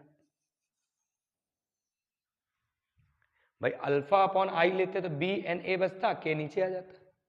मतलब करंट सेंसिटिविटी अगर ज्यादा करना चाह रहे हो, बढ़ाना चाह रहे हो, क्या करें? मैग्नेटिक फील्ड ज्यादा कर दो, करंट सेंसिटिविटी ज्यादा हो जाएगी। नंबर ऑफ टर्न ज्यादा कर दो, करंट सेंसिटिविटी ज्यादा। एरिया ज्यादा कर दो, करंट सेंसिटिविटी ज्यादा। के को कम करो। मैंने क्या बताया था कि के यानी कि टॉर्सन कांस्टेंट जितना कम रहेगा उतना अच्छा गैल्वेनोमीटर है। तो सेंसिटिविटी उतनी ज्यादा हो जाएगी, के जितना कम, करंट सेंसिटिविटी उतनी ज्यादा। अब इधर आ जाओ, वोल्टेज सेंसिटिविटी की बात करो। बिल्कुल ऐसा वो भी है। इसे कैसे लिखेंगे? इसे कलर चेंज कर देते हैं पहले। तो वोल्टेज सेंसिटिविटी को लिखेंगे deflection produce in a galvanometer per unit potential या पर यूनिट वोल्टेज, जैसा ये था। डेफिनेशन ऐसे ही लिख सकते हैं। फिलहाल तो अल्फा बाई वी को कैसे लिखें? तो अल्फा को अल्फा लिखा, वी को मैं आई आर नहीं लिख सकता, V equal to I R. और अल्फा अपॉन आई की वैल्यू तो ये है, तो अल्फा अपॉन आई की जगह मैं लिख सकता हूं बी एन ए अपॉन में के। ये तो मैंने अल्फा अपॉन आई की जगह लिख दिया, ये देखो अल्फा अपॉन आई की जगह ही लिख दिया, नीचे आर भी है, आर भी लिख दो। ठीक है, इसको मैं ऐसे भी लिख सकता हूं, बी एन ए अपॉन के को तुम करंट सेंसिटिविटी लिख रहे हैं, आर को आर लिख दिया, तो ये एक रिलेशन आ गया। किसमें किसमें? करंट सेंसिटिविटी और वोल्टेज सेंसिटिविटी में एक रिलेशन आ गया, ये वाला। देखो बी एन ए अपॉन के को मैंने लिख दिया आई एस, यानी कि करंट सेंसिटिविटी, आर को अलग कर दिया। डेफिनेशन बिल्कुल ऐसे ही, क्या लिखोगे? Deflection produced in a galvanometer per unit potential या per unit voltage is known as voltage sensitivity. अब आपसे कोई पूछे वोल्टेज सेंसिटिविटी ज्यादा करना है, क्या करो? इसको बढ़ा दो, सही है, नंबर ऑफ टर्न बढ़ा दो, एरिया बढ़ा दो, के को कम कर दो और आर को भी कम करो। आर क्या है? रेजिस्टेंस। कॉइल का रेजिस्टेंस जितना कम होगा उतना अच्छा वोल्टेज सेंसिटिविटी रहेगा। इसीलिए हम लोग वायर जो रहता है कॉपर वायर यूज करते हैं। कॉपर वायर में भी थिकनेस अगर हम एरिया ज्यादा कर देंगे, एरिया ज्यादा कर देंगे तो रेजिस्टेंस कम हो जाएगा, तो हम थिक कॉपर वायर यूज करते हैं गैल्वेनोमीटर में। ऐसा भी पूछा जा सकता है, why we use thick copper wire in a sensitive galvanometer. तो थिक कॉपर वायर यूज करने से रेजिस्टेंस कम हो जाएगा और रेजिस्टेंस कम होने से वोल्टेज सेंसिटिविटी बढ़ जाएगी। ठीक है, तो ऐसे कॉन्सेप्चुअल क्वेश्चन इनसे आते हैं, इंपॉर्टेंट है। सिर्फ एक फॉर्मूला ध्यान रखना था, B I N A equal to K alpha, यानी कि deflecting torque equal to restoring torque, याद रखोगे तो ये फॉर्मूले बन जाएंगे। ठीक है, इनके फैक्टर पूछे जाते हैं, how we can increase, how we can decrease the current sensitivity और वोल्टेज सेंसिटिविटी। तो ये भी नोट कर लें, इंपॉर्टेंट टॉपिक है, छोटा छोटा क्वेश्चन इससे पूछा जाता है, 2-3 नंबर का तो नहीं, 1 नंबर का पूछा जाता है ज्यादा। ठीक है, नोट कर लें इसे, और सभी लोग रिवीजन लेते रहे, है ना, सिलेबस अपना आराम से हो जाएगा। कोशिश मेरी है जल्दी से सिलेबस कंप्लीट करने की। ठीक है, बस इतना है कि ज्यादा लोगों को शेयर करो ताकि मुझे भी थोड़ा एनर्जी मिलती रहे काम करने की। ठीक है, चलिए नेक्स्ट टॉपिक हमारा क्या आता है? Conversion of galvanometer into ammeter. Galvanometer को हम एमीटर में कन्वर्ट करना चाह रहे हैं, तो पहला क्या है, एक्चुअल में हमारे पास ये गैल्वेनोमीटर है, ये क्या है? गैल्वेनोमीटर। ऐसा गैल्वेनोमीटर की एक सबसे बड़ी प्रॉब्लम क्या है, करंट जैसे ही ज्यादा होता है गैल्वेनोमीटर बर्न हो जाता है, जल जाता है, खराब हो जाता है। तो हम गैल्वेनोमीटर को प्रोटेक्ट करना चाह रहे हैं, इसको बचाना चाह रहे हैं। कहां से? हाई करंट से। करंट ज्यादा जाएगा तो जितना उसकी रेंज है उससे ज्यादा करंट आएगा तो हीट अप हो जाएगा। भाई मान लो इसे 2 एम्पियर तक मेजर कर सकता था ये, 2 एम्पियर तक करंट बता सकता था ये, और 5 एम्पियर अचानक आ गया तो क्या होगा? बर्न हो जाएगा। इसको प्रोटेक्ट करने के लिए हमने क्या किया, एक लो रेजिस्टेंस वायर को पैरेलल में लगा दिया। This is what? Low resistance wire, low resistance, इसी को हम बोल देते हैं शंट। क्या बोलते हैं? शंट। शंट का मतलब हुआ low resistance connected in parallel. जब कभी भी लो रेजिस्टेंस वायर पैरेलल में लगा दिया जाए उसे शंट बोलते हैं। ठीक है, अब क्या हुआ, अब करंट ऐसे आया, इस पॉइंट पे जाने के बाद करंट के 2 रास्ते, करंट 2 पार्ट में डिवाइड हुआ। एक करंट कहां से गया? गैल्वेनोमीटर से, और एक करंट कहां से गया? शंट से। इसका रेजिस्टेंस एस ले लेते हैं। ठीक है, मतलब एक चीज क्लियर हो गई कि टोटल करंट जो है 2 पार्ट में डिवाइड हो गया, IG प्लस IS। अब मोस्ट इंपॉर्टेंट टॉपिक है, इसका न्यूमेरिकल पूछा जाता है। ठीक है, तो IG प्लस IS 2 पार्ट में डिवाइड हो गया। अब एक और चीज, ये दोनों पैरेलल में लगे हैं, गैल्वेनोमीटर और शंट कैसे? पैरेलल में। पैरेलल में क्या? सेम पोटेंशियल, तो यहां लिख सकते हैं potential drop across galvanometer equal to potential drop across shunt. दोनों में पोटेंशियल ड्रॉप क्या होगा? इक्वल, इक्वल वोल्टेज जाएगा। इसमें कितना वोल्टेज जाएगा गैल्वेनोमीटर में? Current into resistance. और इसमें कितना जाएगा? Current into resistance. अब यहां से लाना क्या है? जो भी लाना चाहो ले आओ। जैसे कि शंट रेजिस्टेंस क्या होगा, एस की वैल्यू नीचे भेज दो, आई जी इंटू जी अपॉन में आई एस। अब आई एस को हम लोग शंट करंट नॉर्मली दिया नहीं रहता, भाई यहां से कितना करंट जाएगा नहीं पता, तो हम यहां से शंट करंट की वैल्यू ला सकते हैं, आई माइनस आई जी, बोलो लिखा जा सकता है। ये फॉर्मूला याद रखना बहुत इंपॉर्टेंट है, ठीक है। अब न्यूमेरिकल कराऊंगा मैं इसके, तो एक चीज ध्यान रखना, जैसे आपको कभी बोले कि गैल्वेनोमीटर रेजिस्टेंस इज, नहीं ये नहीं बोलेगा, बताता हूं, मुझे भी एकदम थोड़ा सा कंफ्यूजन हुआ है ना, बताते हैं इसके बारे में।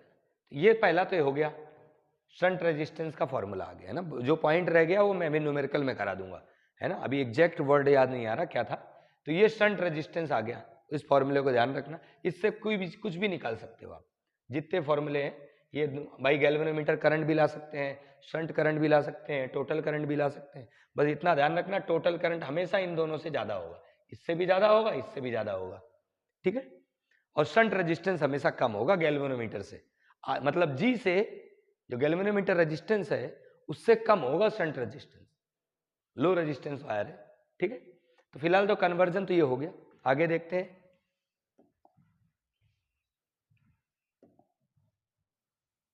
Conversion of galvanometer into voltmeter.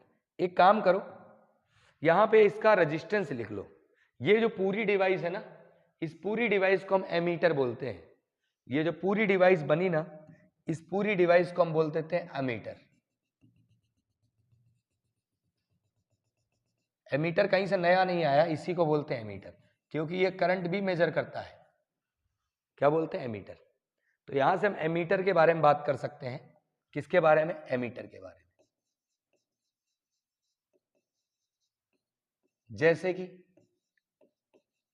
Ammeter का रेजिस्टेंस कितना है, तो इसका रेजिस्टेंस कितना है, तो रेजिस्टेंस कैसे बताएंगे, देखो यहां पे दो वायर पैरेलल में लगे थे, तो टोटल रेजिस्टेंस कितना आएगा, R1 into R two upon R1 plus R2। भाई दो रेजिस्टेंस पैरेलल में अगर हैं तो रेजिस्टेंस क्या होता है, R1 into R2 upon R1 plus R2, यही दो थे ना, तो ये टोटल रेजिस्टेंस आएगा एमीटर का, ठीक है। एमीटर हमेशा सीरीज में कनेक्ट होता है, it is always connected in series, इसको हमेशा सीरीज में लगाते हैं क्योंकि हमें करंट मेजर करना है। दूसरा, इसका रेजिस्टेंस बहुत कम होगा, देखो दो वायर, ऑलरेडी शंट का रेजिस्टेंस कम था, शंट का रेजिस्टेंस तो ऑलरेडी कम था, और जैसे पैरेलल में लगाएंगे टोटल वैल्यू तो और कम हो जाएगी, ठीक है, तो इसका रेजिस्टेंस भी कम हो जाएगा। It has very small resistance,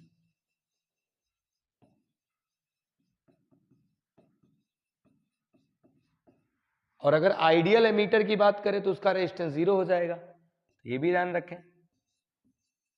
for ideal ammeter resistance क्या हो जाएगा, लगभग 0, ठीक है। इसके बारे में और आगे बात करेंगे जब एमीटर और वोल्टमीटर के डिफरेंस देखेंगे, ठीक है।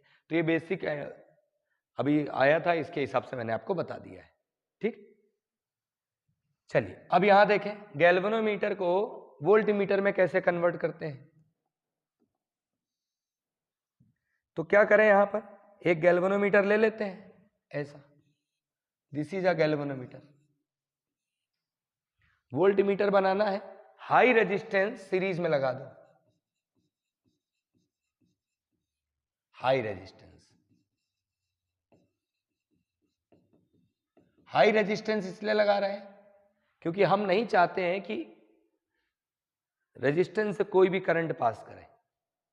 भाई वोल्टमीटर है ना, वोल्टमीटर वोल्टेज मेजर करता है, तो वोल्टेज मेजर करना है तो डिवाइस से करंट नहीं जाना चाहिए, वो दो टर्मिनल जहां पे लगाओगे इसे, जैसे कि ये करंट आया, कितना आया, आई, एक टर्मिनल ये और एक टर्मिनल ये, इन दोनों टर्मिनल के बीच का वो वोल्टेज जो होगा वो होगा वोल्टमीटर, वो वोल्टेज बताएगा। ठीक है, तो यहां से करंट कितना है आई, तो यहां पे करंट कितना जाएगा आई जाएगा टोटल। ठीक है, तो ये टोटल करंट ऐसे जा रहा, हमें वोल्टेज बता रहा था, एक ये टर्मिनल पे वायर जोड़ दिया, एक इस टर्मिनल पे वायर जोड़ दिया, देखा कितना आ रहा, पता चल गया। ठीक है, तो इसके लिए हम क्या करेंगे, पहले तो ये जानो कि कैसे कन्वर्ट किया। High resistance wire is connected in series with galvanometer. तो ये देखो पहला पॉइंट, ऐसा लिख लो, high resistance wire, high resistance wire is connected in series with galvanometer। Galvanometer के सीरीज में हाई रेजिस्टेंस वायर कनेक्ट कर दो तो क्या बनेगा वोल्ट मीटर। दूसरा देखें तो टोटल वोल्टेज क्या होगा, तो V इक्वल टू क्या लिख सकते हैं, I into G plus R by V equal to I R होता है, क्या होता है V equal to I into R, R क्या है रेजिस्टेंस, तो इसका रेजिस्टेंस तो आर लिया है ना हमने, तो V equal to I G plus R. ये इक्वेशन ध्यान रखेंगे, इंपॉर्टेंट है, न्यूमेरिकल यहीं से आएगा। ठीक है, तो ये हो गया वोल्ट मीटर के बारे में। अब वोल्ट मीटर का रेजिस्टेंस बहुत ज्यादा है तो इसका भी ध्यान रखो, it has a high resistance, it has a very high resistance लिखो। इसका रेजिस्टेंस क्या होता है, बहुत ज्यादा। आइडियली अगर देखें, आइडियल वोल्ट मीटर की बात करें तो इसका रेजिस्टेंस बहुत ज्यादा होगा तो कितना होगा, इनफाइनाइट।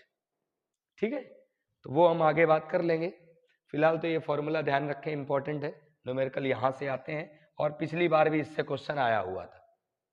ठीक है, चलिए अब आगे देख लेते हैं, आप इसको नोट कर लो, मैं देख लेता हूं स्क्रीन कैसी दिख रही, सही है। ठीक है, आगे देखते हैं नेक्स्ट टॉपिक। सभी लोग रिवीजन भी करते रहेंगे पिछले चैप्टर्स के और आगे के भी चैप्टर है ना। चलिए अब देखते हैं डिफरेंस, एमीटर और वोल्ट मीटर में डिफरेंस। देखो मैं यहाँ पे एक लाइन बनाता हूँ, शॉर्टकट में लिख देता हूँ, क्योंकि ये डिफरेंस 2 नंबर का पूछा जाता है सीबीएसई और आईसीएसई वगैरह में, और स्टेट बोर्ड में 4 नंबर तक का आता है क्वेश्चन, 3-4 नंबर का पूछा जाता है। तो मैं पहले यहाँ पर एमीटर के बारे में बात करूंगा और यहाँ पे वोल्ट मीटर के बारे में बात करेंगे। अभी हमने दोनों चीजें पढ़ी। ठीक है, देखो एमीटर क्या मेजर करता है, करंट। क्या मेजर करता है, करंट। तो यहां लिख लेते हैं, शॉर्ट में लिख रहा हूं ना मैं, it measure current. Voltmeter क्या मेजर करता है, पोटेंशियल या वोल्टेज, तो इट मेजर वोल्टेज। पहला तो ये हो गया। बनाते कैसे हैं इसको, लो रेजिस्टेंस, भाई लो रेजिस्टेंस लिया था ना, is connected in parallel with galvanometer. Galvanometer के पैरेलल में लगाया था लो रेजिस्टेंस, इसमें इसका उल्टा कर दो, जो ये लिखा है इसका उल्टा, रेजिस्टेंस तो लगाएंगे, लो नहीं हाई लगाएंगे, और पैरेलल में नहीं सीरीज में लगाएंगे। तो यहां क्या लिखेंगे, a high resistance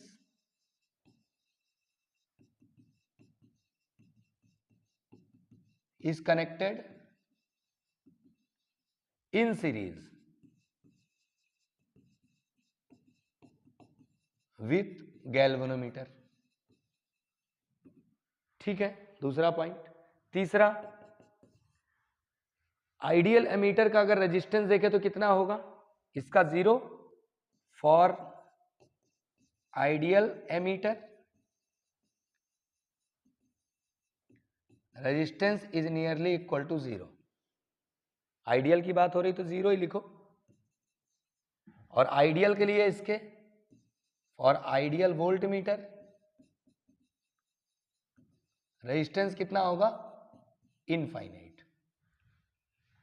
ठीक है, आइडियल एमीटर का रेजिस्टेंस 0 और आइडियल वोल्ट मीटर का इनफाइनाइट, लिख सकते हो इक्वल टू भी, ठीक है, दोनों का मतलब एक ही। इसके बाद देखें, इसको सीरीज में लगाते हैं एमीटर को, it is connected in series,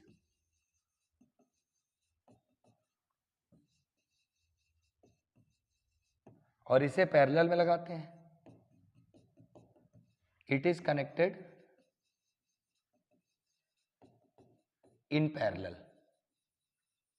with circuit, लिख सकते हो सर्किट के साथ, विथ सर्किट, विथ सर्किट, ठीक है। तो ये सफिशिएंट है डिफरेंस दोनों, चार डिफरेंस हो गए, 2 भी ध्यान रखोगे चलेगा। स्टेट बोर्ड वाले 4 डिफरेंस ध्यान रखें, 3-4 पूछे जाते हैं, ठीक है। अब हम इसके न्यूमेरिकल देख लेते हैं। ये डिफरेंस बहुत इजी है, क्यों? क्योंकि अभी जस्ट पढ़ा हमने एमीटर और वोल्ट मीटर, तो आप उससे समझ सकते हैं, ठीक है। चलिए बात करते हैं इसके कुछ न्यूमेरिकल्स के बारे में। देखिए क्वेश्चन आया 2013 में आया था, फिर 2020 में आया था। क्वेश्चन क्या लिखा हुआ है? लिखा एन एमीटर ऑफ रेजिस्टेंस 0.80 ओम। ये मैं बोलने जा रहा था उस समय कि एमीटर का रेजिस्टेंस अगर दिया है ना, इसका मतलब है गैल्वेनोमीटर का रेजिस्टेंस गिवन है, ठीक है। पूरे डिवाइस का नहीं दिया, सिर्फ गैल्वेनोमीटर का। क्या लिखा? An ammeter of resistance 0.80 ohm can measure current up to 1 ampere.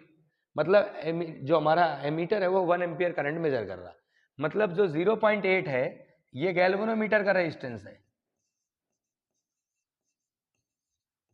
और जो करंट है ये गैल्वेनोमीटर की करंट है।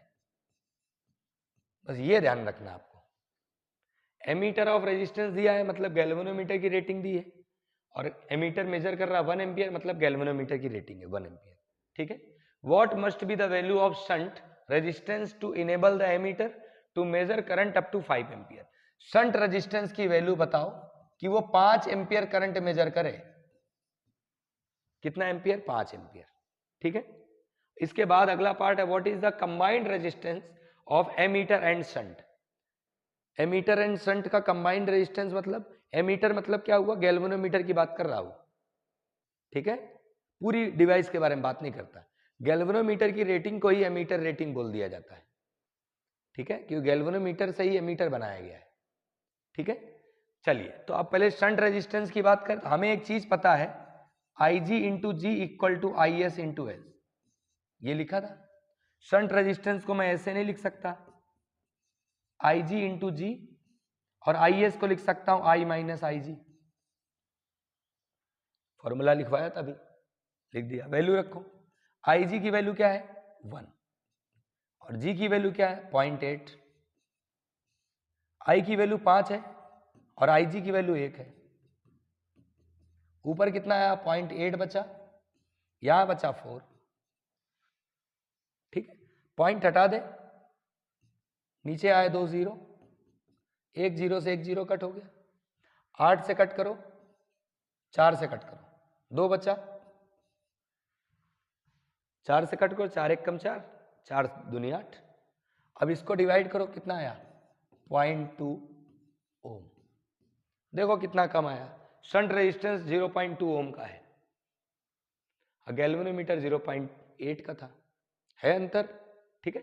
दूसरा क्या बोला? What is the combined resistance of ammeter and shunt. Combined resistance मतलब आर की बात कर रहा, G into S upon G plus S, ये कंबाइंड रेजिस्टेंस। गैल्वेनोमीटर की वैल्यू 0.8, शंट की वैल्यू इंटू है 0.2, ये 0.8 इंटू 0.2 प्लस है, सॉरी ये प्लस है। यहां कितना हुआ? इसको ऐसे लिखा रहे तो 0.8 इंटू 0.2, ये कितना हो गया? 0.8 0.21 हुआ। अगर मैं इसका पॉइंट हटाता, इसका पॉइंट हटाता तो नीचे 2 0 आ जाते। कितना हुआ? 8 दूनी 16, अब बटे 100, 100 को 16 को डिवाइड करो, 0.16 ओम। और कम होगा रेजिस्टेंस, कॉमन सी बात है, पैरेलल में तो रेजिस्टेंस और कम। देखो इसका 0.8 था, उसका 0.2 था, 0.2 से भी कम हो गया, 0.16 हो गया। ठीक है, तो बहुत सिंपल सा क्वेश्चन है, ऐसे आते हैं, देखो आया हुआ है, 7 ईयर्स के बाद आया, 7 साल का अंतर है। ठीक है, देखते हैं इसी टाइप के और भी क्वेश्चन देखते हैं, आराम से आप नोट कर लो पहले इसे। ठीक है, देखिए अगला क्वेश्चन 2015 में आया था, वैसे 2015 ही नहीं, इसी पैटर्न का 2023 में क्वेश्चन आया था, सेम पैटर्न का। ठीक है, कराऊंगा अभी एक क्वेश्चन इसी का। पहले ये देखें, a galvanometer of resistance G can be converted into a voltmeter of range 0 to V, मतलब V वोल्ट का वोल्ट मीटर बनाया है और गैल्वेनोमीटर का रेजिस्टेंस G है, by connecting a resistance R in series with it. मतलब ये है गैल्वेनोमीटर, ये हो गया G, इसके सीरीज में एक रेजिस्टेंस लगा दिया जिसकी वैल्यू है R। तो ये जो मेजर कर रहा भाई साहब, वो मेजर कर रहा V वोल्ट, कितना वोल्ट, V वोल्ट, ऐसा। तो मैं इसको ऐसे नहीं लिख सकता V equal to I R plus G या G प्लस R, ऐसा लिख सकता हूं। आगे क्या बोला, how much resistance will be required to change it from 0 to V/2। क्या बोला, how much resistance will be required to change it, मतलब इसकी रेटिंग को मैं V/2 कर दूं तो कितना रेजिस्टेंस चेंज करना पड़ेगा। तो मैंने लिया in second case, in second case, ये फर्स्ट केस ले लेते हैं, इन फर्स्ट केस। सेकेंड केस में देखें तो रेटिंग V/2 हो गई, करंट तो वही रहेगा भाई, R की जगह मैंने R डैश ले लिया, रेजिस्टेंस तो चेंज करना पड़ेगा ना, सीरीज में जो लगा है उसकी जगह कोई और लगाना पड़ेगा, मैंने R डैश ले लिया, और G की जगह G रहेगा, गैल्वेनोमीटर तो वही रहेगा। ठीक है, सिर्फ मैंने क्या करा, जैसे ही रेजिस्टेंस ये चेंज करा, गैल्वेनोमीटर सॉरी रेजिस्टेंस जैसे ही चेंज करा वोल्टेज चेंज हो जाएगा। अब कॉमन सी बात है, रेजिस्टेंस हमें क्या करना पड़ेगा, कम, तो वोल्टेज कम तभी तो होगा V/2। फिलहाल पहली इक्वेशन से V की वैल्यू यहां रख दे, तो यहां रखे V की वैल्यू, तो ये लिखा I R प्लस जी, और ये 2 से डिवाइड था, ऐसे लिख दिया I R डैश प्लस जी, लिख लेते हैं फ्रॉम इक्वेशन फर्स्ट, ऐसा कर दिया। अब देखो यहां कुछ कट हो रहा, कट करो, I से I कट हो गया, 2 का मल्टीप्लाई इधर हो गया, तो बचा क्या, R प्लस जी, क्या बचा, R plus G equal to, ये तो R प्लस जी बचा ना, ये 2 इधर चला गया, तो 2R dash plus 2G, 2R dash plus 2G, हमें R डैश की वैल्यू चाहिए, 2G को इधर भेजो, तो ये आ गया 2R dash equal to, sorry 2R dash को रोका, 2G को इधर भेजा, तो R प्लस जी माइनस 2G, तो ये बच्चा हमारा 2R dash equal to R minus G, 2G में G चला गया, तो R डैश की वैल्यू आ गई हमारे पास R माइनस जी अपॉन में 2। ये है रिजल्ट, इंपॉर्टेंट पैटर्न है, ये पूछा जाता है। ठीक है, इसको नोट करें, अगला क्वेश्चन देख लेते हैं। सिर्फ फॉर्मूले ध्यान रखो, बाकी सब बन जाएगा। इसे देखें, 2019 में आया हुआ था, a galvanometer can be converted into a voltmeter of certain range by connecting a resistance of 980 ohm in series with it. मतलब मेरे पास एक गैल्वेनोमीटर है, इसके साथ सीरीज में मैंने लगा दिया 980 ओम, ऐसा।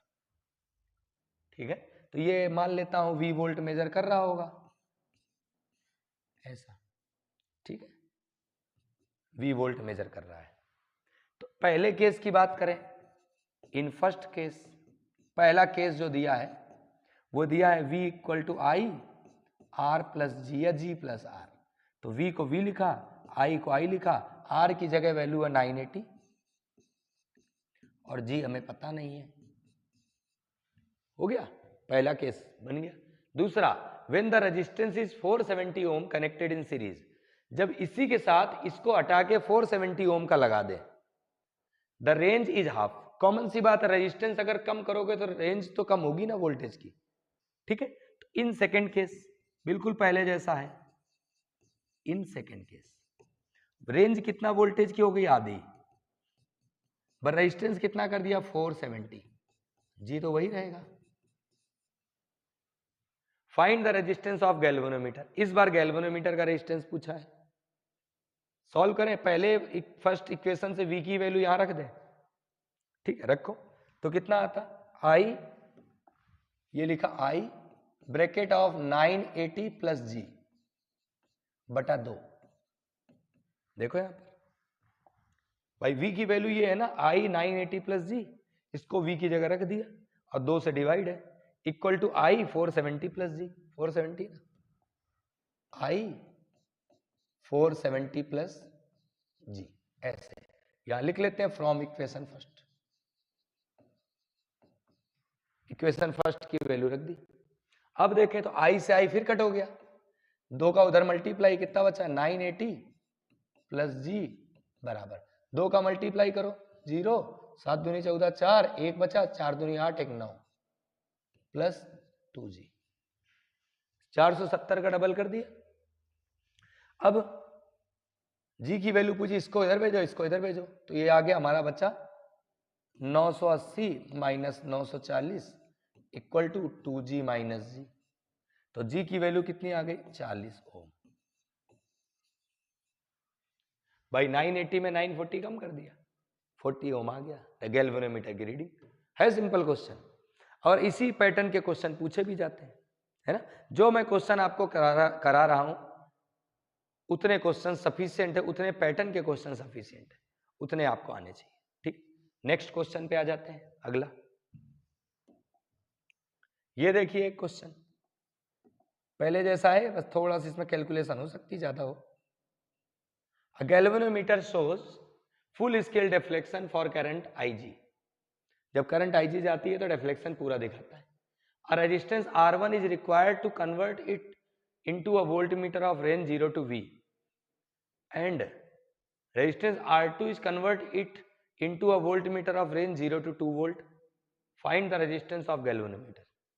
गैल्वेनोमीटर का रेजिस्टेंस लाना है। 2 केस फिर से दिए, देखो पहला केस, फर्स्ट केस में क्या बोला इन्होंने, R1 लगाया है रेजिस्टेंस और रेंज मिली है V वोल्ट की, तो V इक्वल टू I की जगह IG लिख लो क्योंकि इन्होंने करंट इस बार IG दिया है। भाई गैल्वेनोमीटर करंट बोलो या टोटल करंट बोलो एक ही बात है, क्योंकि करंट तो सीरीज में जा रहा था ना। जब वोल्ट मीटर पड़ा था तो I करंट आ रहा था और गैल्वेनोमीटर से I करंट पास कर रहा था, तो I लिखो या IG लिखो एक ही बात है, तो मैंने IG लिख दिया। और R प्लस जी होता है फॉर्मूला। फिलहाल पहले वाले केस में IG तो IG है, R की जगह R1 है, ये पहला equation, resistance R1। Second case में रेजिस्टेंस R2 कर दिया। इन सेकेंड केस V कितना हो गया, आधा नहीं, आधा नहीं डबल, V हो गया 2V, IG है, रेजिस्टेंस हमारा हो गया R2। देखो यार सेकेंड केस में रेजिस्टेंस कितना है R2 और रेंज कितनी हो गई 2 वोल्ट। अब इनको सॉल्व करना है तो पहले इक्वेशन से V की वैल्यू यहां रख दे, 2 को 2 लिखा, V की जगह रख दिया मैंने IG bracket of R1 plus G, और राइट साइड का RHS पोर्शन वैसा का वैसा लिख दो पहले इक्वेशन से, फ्रॉम इक्वेशन फर्स्ट, पहले इक्वेशन से रखा। यहां देखे तो IG से IG कट हो गया, 2 का मल्टीप्लाई कर दो कितना आ गया 2R1 प्लस 2G, क्या बचा 2R1 plus 2G equal to RHS वाला पोर्शन क्या है R2 प्लस जी, R2 प्लस जी, लाना क्या था R2 लाना, G लाना था, तो इनको इधर भेजो, G को इधर ले आओ, तो 2G माइनस जी, R1 को इधर वाले भेजो, R2 का R2 लिखा, ये 2R1 को इधर भेज दिया, ऐसा। तो यहां से आ गया G equal to R2 minus 2R1, ये आंसर है। कैलकुलेशन चेक कर लेना एक बार, ठीक है, 2023 में आया था प्रीवियस ईयर, ठीक है, प्रीवियस के प्रीवियस ईयर, ये 25 में आएगा ना पेपर। तो चलिए अगला देखते हैं क्वेश्चन। एक क्वेश्चन है लास्ट, ये थोड़ा सा बड़ा क्वेश्चन है लेकिन है बहुत इंपॉर्टेंट क्वेश्चन इतना बड़ा है, मोस्ट इंपॉर्टेंट मैंने मार्क किया हुआ है, तो इसको मोस्ट इंपॉर्टेंट की लिस्ट में ही रखना है आपको, है ना।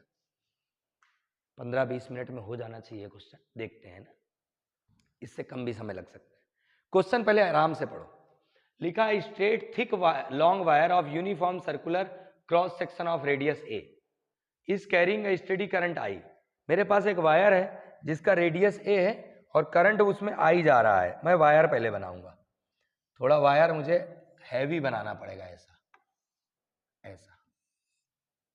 ये हो गया सेंटर और इसका रेडियस हो गया ए और करंट इसमें जा रहा आई, ऐसा। ये वायर है, ये हो गया इसका सेंटर, ऐसा। ठीक है, आगे क्या है? यहां तक हो गया, यहां तक हो गया।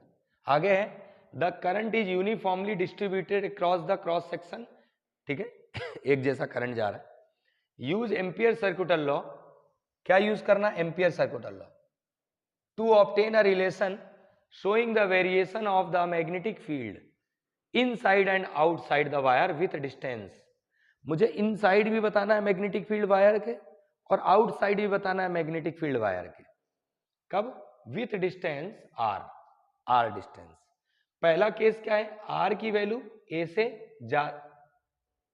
ए से कम है या ए के बराबर है। ए से कम ले लेते हैं अंदर वायर के, एंड आर की वैल्यू ए से ज्यादा है of the field point from the centre of its cross section. मतलब जो डिस्टेंस लेनी है वो सेंटर से लेनी है। यहां देखो डिस्टेंस कहां से लेनी है? सेंटर से। सेंटर से मुझे यहां पर एक बार बताना है। मतलब अगर मैं यहां एम्पीरियन लूप बनाता, अब एम्पीरियन लूप क्या होता है वो तो पता है, जहां हमें मैग्नेटिक फील्ड फाइंड करना है। तो ये जो डिस्टेंस है, ये यहां से लूप से सेंटर तक की जो डिस्टेंस है वो है आर, आउटसाइड। और अगर इनसाइड की बात करें, इनसाइड, इनसाइड मान लेते हैं मुझे यहां बताना है, इतने में, इतने में। इनसाइड वाला ग्रीन वाला पोर्शन है, ये रेडियस हो गई स्मॉल आर। आउटसाइड भी बताना है, आर डिस्टेंस, और इनसाइड भी बताना है। ठीक है, चलिए कोई बात नहीं, तो पहले यही सॉल्व कर लेते हैं। इसके बाद व्हाट इज द मैग्नेटिक, ये बाद में देखेंगे, पहले मैग्नेटिक फील्ड सॉल्व करें आउटसाइड। तो सबसे पहले मैंने लिया outside the field, outside the conductor, outside the conductor. इसमें 2-3 पार्ट हैं क्वेश्चन के और कोई सिंगल पार्ट भी पूछा जा सकता है। आउटसाइड द कंडक्टर मतलब आर इज ग्रेटर देन ए। ठीक है, तो ड्रॉ एम्पीरियन लूप। सबसे पहले एम्पीरियन लूप ड्रॉ करें, तो लिखा मैंने ड्रॉ एम्पीरियन लूप एंड अब एक according two ampere circuital law लगा दो। भाई पहले तो एम्पीरियन लूप ड्रॉ कर दिया जहां फाइंड करना था, अब according to ampere's law, ampere's law लगाया। एम्पियर लॉ क्या था? मैग्नेटिक फील्ड आउटसाइड है इसलिए मैं ओ बना रहा हूं आउटसाइड के लिए। Magnetic field into length equal to mu zero times current. तो म्यू जीरो हो गया, करंट हो गया आई। अब आई करंट क्यों? क्योंकि भाई इसके अंदर कितना करंट है, तो इसके अंदर करंट तो आई है ना, लूप के अंदर करंट कितना है ये पता होना चाहिए। तो B0 का B0 लिखा, L हमारा होगा 2 पाई आर। क्या होगा? 2 पाई आर, लूप का लेंथ। तो लूप का लेंथ क्या? 2 pi R equal to mu zero I. तो ये आ गया आउटसाइड, कितना आ गया? म्यू जीरो आई अपॉन में 2 पाई आर। इसको संभाल के रखो, काम आएगा भी। ठीक है, अब इनसाइड की बात करें, दूसरा वाला इनसाइड द कंडक्टर। कंडक्टर के अंदर मैग्नेटिक फील्ड क्या होगा? मतलब अब क्या होगा? अब A is greater than R inside, मतलब ग्रीन वाले पोर्शन की बात कर रहे हैं। इसमें एम्पियर्स लॉ लगाओ, according to ampere's law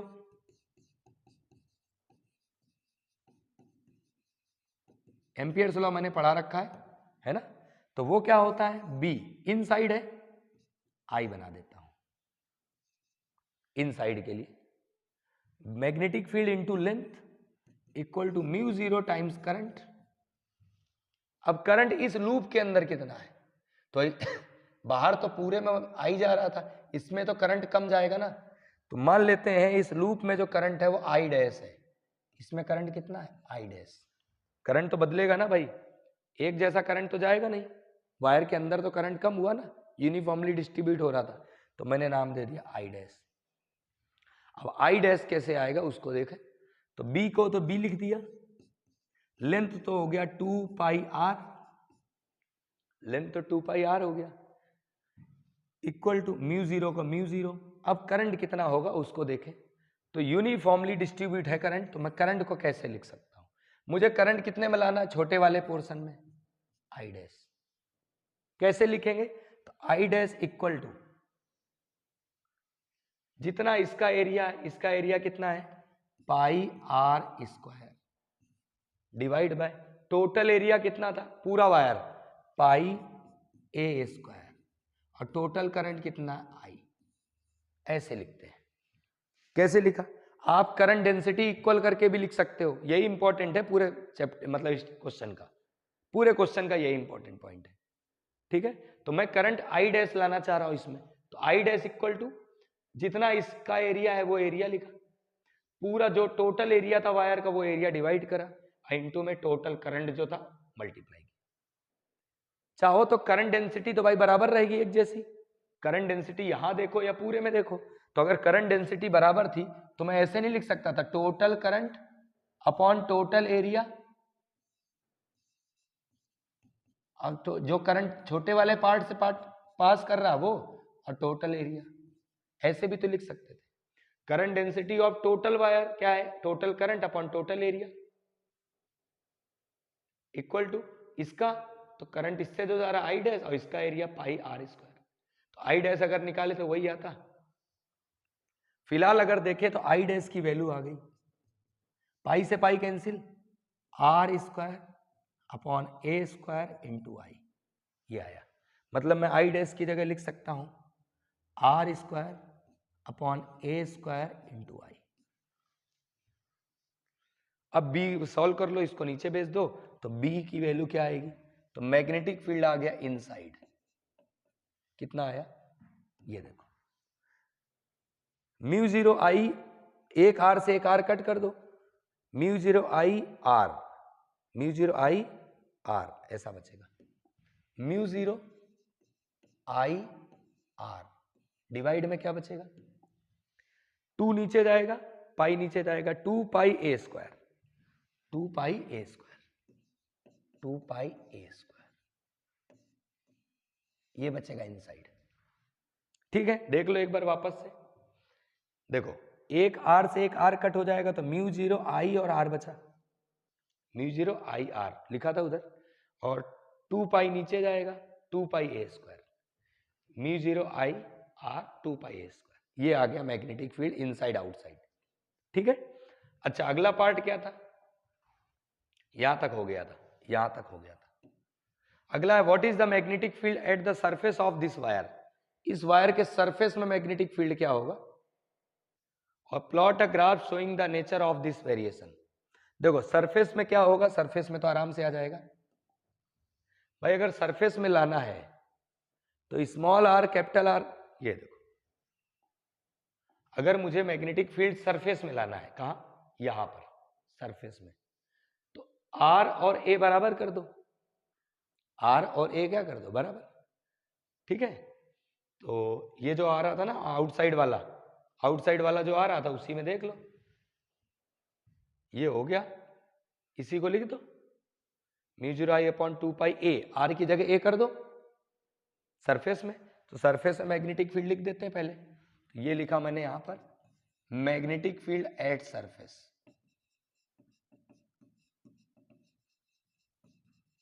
at surface, तो सरफेस में मैग्नेटिक फील्ड जो होगी उसमें आर बराबर ए हो जाएगा, होगा, तो मैग्नेटिक फील्ड क्या आ जाएगा, म्यू जीरो आई, क्या था फॉर्मूला, ये था mu zero I upon 2πa हो जाएगा, अपॉन में 2πa, आर की जगह ए कर दिया भाई, पहले बाहर आर जा रहे थे, अब सरफेस में जाना है तो आर और ए बराबर। इसके बाद एक ग्राफ बनाना था। ग्राफ कैसे बनाना था? Graph showing the nature of this variation. ये जो वेरिएशन हुआ इसमें ग्राफ देखो। सबसे पहले यहां देखो, ये बाहर के लिए, सरफेस के लिए। सरफेस में क्या हो रहा, बी और आर दोनों इन्वर्सली आ रहे हैं, ऐसा इन्वर्सली आ रहे हैं। लेकिन जो अंदर सेंटर से जब सरफेस में जाएंगे, सेंटर से जब सरफेस में जाएंगे तो इन साइड में क्या हो रहा, सेंटर से जब सरफेस में जा रहे हैं तब क्या हो रहा, आर इसके साथ डायरेक्टली प्रोपोर्शनल है। आर तो डिस्टेंस है ना, सेंटर से स्टार्ट करो, 1 सेंटीमीटर, 2, 3, 4, जैसे जैसे आर बढ़ रहा है मैग्नेटिक फील्ड बढ़ रहा है। मतलब ये हो गया मैग्नेटिक फील्ड, ये हो गया डिस्टेंस, सही है। तो सेंटर पे मैग्नेटिक फील्ड 0, सेंटर से जैसे सरफेस में जाएंगे मैग्नेटिक फील्ड बढ़ेगा, एक जैसा, डायरेक्टली प्रोपोर्शनल। ये आ गए हम सरफेस में, कहाँ आ गए, सरफेस में, तो ये आ गया मैग्नेटिक फील्ड सरफेस में। अब जैसे सरफेस से बाहर जाओगे, सरफेस से ऊपर मैग्नेटिक फील्ड बाहर, यानी कि सरफेस से ऊपर, तो मैग्नेटिक फील्ड क्या हो रहा, डिक्रीज कर रहा। देखो बाहर के लिए है ना, आउटसाइड, मैग्नेटिक फील्ड डिक्रीज कर रहा। डिक्रीज कर रहा तो कैसे, इस टाइप से, ये हो गया आउटसाइड। ये वाला पोर्शन क्या है, आउटसाइड, और ये है सेंटर से सरफेस तक, ये है एट सरफेस, ये वाला। तो ग्राफ हमारा ऐसा बनेगा। इंपॉर्टेंट ग्राफ है, पूछा जाता है, ठीक है। तो ये फॉर्मूले भी इंपॉर्टेंट है, ये वाला, इनसाइड वाला और आउटसाइड वाला। आगे देखो एक इसका पोर्शन और रह गया है छोटा सा। सेकेंड है, calculate the ratio of magnetic field at a point above the surface of the wire to that at a point below its surface. What is the maximum value of the field of this wire? देखो पहला ratio बताना है magnetic field का, above the surface मतलब surface से ऊपर, और एक है of the wire to that at a point below its surface. कितना डिस्टेंस बताना है वो नहीं लिखा इन्होंने, तो मैं इसमें चेंजेस कर देता हूं। Calculate the ratio of magnetic field at a point above the surface of the wire to that of the below at surface at distance a, at distance a लिख देता हूं। मतलब ये समझो, वायर से सेंटर से, वायर के centre से a डिस्टेंस ऊपर जाना है, a नहीं है, a/2 है क्वेश्चन में मेरे हिसाब से, तो इसको a/2 करना, a/2 करना क्वेश्चन में, ठीक है। देखो ऐसा कुछ ऐसा है, मैं डायग्राम बनाता हूं इसमें, ऐसा, ये हमारे पास वायर है, ये वायर है, और ये सेंटर है, ये क्या है, सेंटर है, ठीक है। सेंटर से मुझे a/2 ऊपर जाना है, अंदर a/2, पहला यहां एक मैग्नेटिक फील्ड, और सेंटर से ऊपर भी जाना है, सरफेस से a/2 ऊपर जाना है, a/2 सरफेस से ऊपर जाना है, ठीक है। मतलब एक P पॉइंट पे और एक Q पॉइंट पे मैग्नेटिक फील्ड बताना है ऐसा, और इसका रेडियस तो पता ही है, a है। तो रेशियो किसका लाना है वो एक बार ध्यान से देख लो बस, इनसाइड से आउटसाइड है, आउटसाइड से इनसाइड है। देखो calculate the ratio of magnetic field at a point above the surface of the wire, मतलब बाहर फिर अंदर, आउटसाइड पहले, इनसाइड बाद में, आउटसाइड और इनसाइड। तो magnetic field at outside, formula आया था म्यू 0 I अपॉन में 2πr। एक बार चेक करें फॉर्मूला, आउटसाइड के लिए यही आया था, आउटसाइड के लिए ये म्यू 0 I अपॉन 2πr, ठीक है। तो 2πr, r क्या है, डिस्टेंस है, डिस्टेंस सेंटर से होता है, सेंटर से डिस्टेंस यहां तक का कितना हुआ, a डिस्टेंस, तो ये हो गया। तो आर की जगह कितना लिखेंगे 3a/2, क्या लिखेंगे mu 0 I upon 2 pi, R की जगह लिखेंगे 3a/2। समझ आया? यहां लिख लो वे R equal to a plus a/2 यानी कि 3a/2। 2 से 2 कट कर दिया तो मैग्नेटिक फील्ड आ गया आउटसाइड, कितना आया म्यू 0 I अपॉन में 2 से 2 कट 3 पाई a। ये पहला इक्वेशन बना लिया, ये आउटसाइड वाला हो गया। अब इनसाइड देखो तो मैग्नेटिक फील्ड इनसाइड, इनसाइड के लिए फॉर्मूला क्या आया था म्यू 0 I, ये देखो इनसाइड का फॉर्मूला लिखा होगा, ये इनसाइड वाला था म्यू 0 I, नहीं इधर इधर इधर इधर इधर सॉरी ये है mu 0 I R upon 2 pi a square, mu 0 I R upon 2 pi a square, ये है इनसाइड के लिए। इंपॉर्टेंट बहुत है क्वेश्चन। तो म्यू 0 का म्यू 0, I को I, R की जगह क्या लिखेंगे, इनसाइड यहां से लेंगे R, कितना है a/2, R कितना है a/2, और इसको ऐसा का ऐसा लिख दिया 2 पाई a स्क्वायर। ठीक है, तो इसको लिखा हमने मैग्नेटिक फील्ड आउटसाइड। क्या आया ये म्यू 0 I, a से एक a कट हो गया, नीचे कितना बचा 2 और 2 4, 4 पाई a, यही आया। दोनों डिवाइड कर दो, दोनों क्या कर दो डिवाइड कर दो, इक्वेशन नंबर 1 अपॉन 2। जैसे डिवाइड करेंगे ये inside, sorry this is inside, ये इनसाइड है, पहले आउटसाइड वाला है ना, outside upon inside equal to, outside का रेशियो क्या है कि वैल्यू है म्यू 0 I अपॉन में 3 पाई a, और ये कितना है म्यू 0 I अपॉन में 4 पाई a। म्यू 0 I से म्यू 0 I कट हो गया, पाई a से पाई a कट हो गया, 4 ऊपर जाएगा 3 नीचे रहेगा, 4:3। समझ आ गया?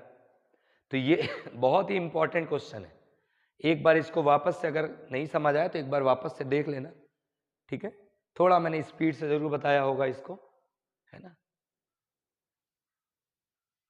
एक बार चेक कर लेना और देख लेना क्वेश्चन कैसे बताया है, उसको समझना, आराम से बनेगा। ठीक है, तो सभी लोगों का बहुत बहुत धन्यवाद देखने के लिए। ज़्यादा से ज़्यादा लोगों को वीडियो शेयर करो ताकि ज़्यादा लोगों के पास पहुँचे डेटा, और इम्पोर्टेंट क्वेश्चन ही बताता हूँ मैं, फालतू के ज़्यादा डिस्कशन करना ही नहीं है, समय आपके पास भी कम है, आराम से रिकॉल करते रहो, इन्हीं क्वेश्चन को पढ़ते रहो, इनके पैटर्न समझते रहो, इसी पैटर्न से रिलेटेड क्वेश्चन भी बनते हैं। ठीक है, तो मिलते हैं अगले लेक्चर में नए चैप्टर के साथ। जय हिंद।